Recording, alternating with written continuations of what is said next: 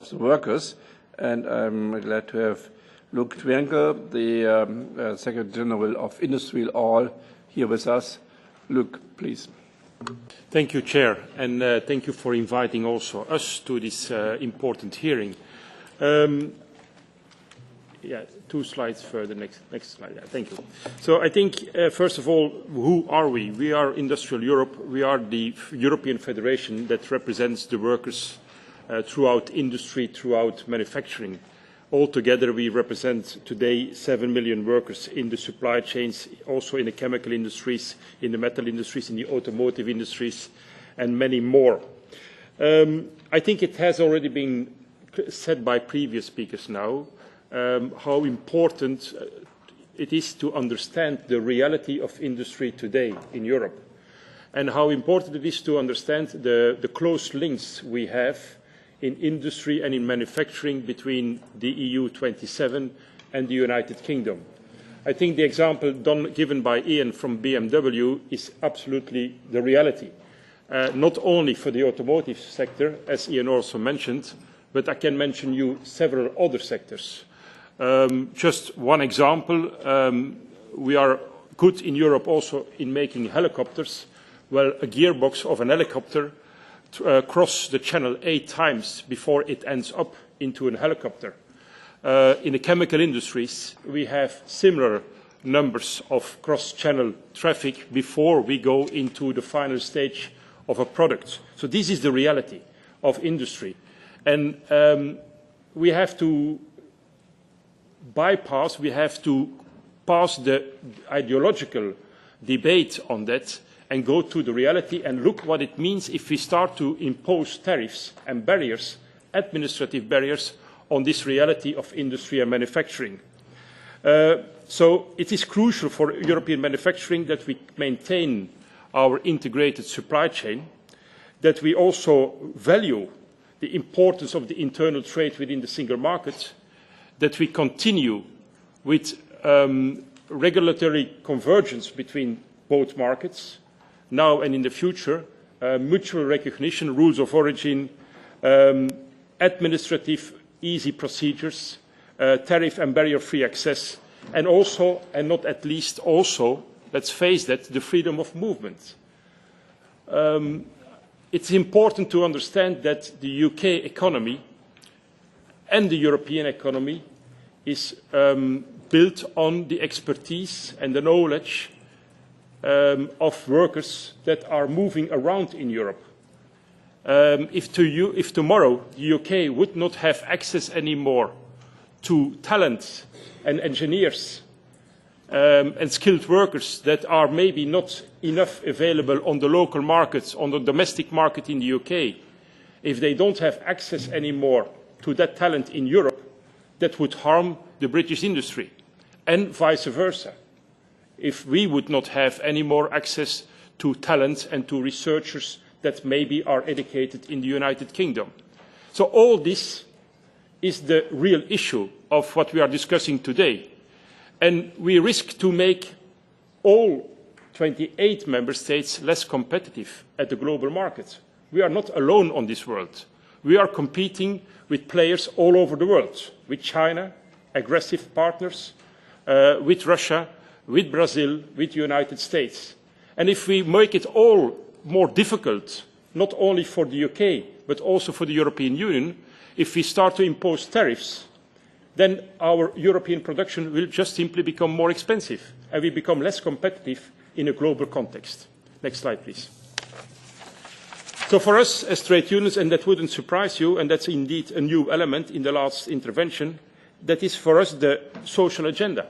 Because there is also risk that the future relationship could lead to social competition and to a race to the bottom on social agenda, on social issues, on employment, and so forth. So for us, it's important that we maintain in a future relationship with the United Kingdom high social standards and also a high level playing field. And it's obvious, and it's not a surprise, that we, and I'm representing here not only the EU 27 countries, but also the UK trade unions in manufacturing, we take the EU social acquis and the EU social agenda as basis for the future relationship also on social issues with the United Kingdom. I will explain that further on. Secondly, I raised it already, so I will be very short. It will lead non-EU membership to extra administration and tariffs. And if we don't manage this right, then we will all suffer. Just earlier this week, on Monday, we issued, together with the chemical industries in Europe, which are important in Europe and also in the UK, a joint statement where we pointed a number of challenges for the chemical industries in these Brexit negotiations. And one of them, besides the social agenda shared by the employers, by the way, and by the industry, there was also the absolutely important point of easy administration. I think my colleague from BMW made it much more clearer with his example of the trucks. And thirdly, don't forget also the reality when it's about innovation, research and development.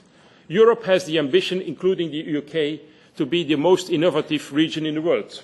It has been repeatedly said in the last months, in the last years, as ambition for the European Union, and that's also shared by the United Kingdom. We have to realise that at the academic level, at research centres level, in all kinds of cooperations that exist between researchers that try to be innovative in Europe, we have a close link between what's going on in the UK and in the European Union, partly also financed by programmes of the European Commission and by the European Union. Well, all that is also something that we have to organise. How will we continue to have these links in the future and also this financing through the European Union of these programmes that guarantee us to be also in the future innovative. Next slide, please. Theresa May, the name has been mentioned already several times this afternoon. She has put 5 tests, and she said that the deal, the future deal, must protect people's jobs and security. Our question is, what does that mean? And how do you want to do that then?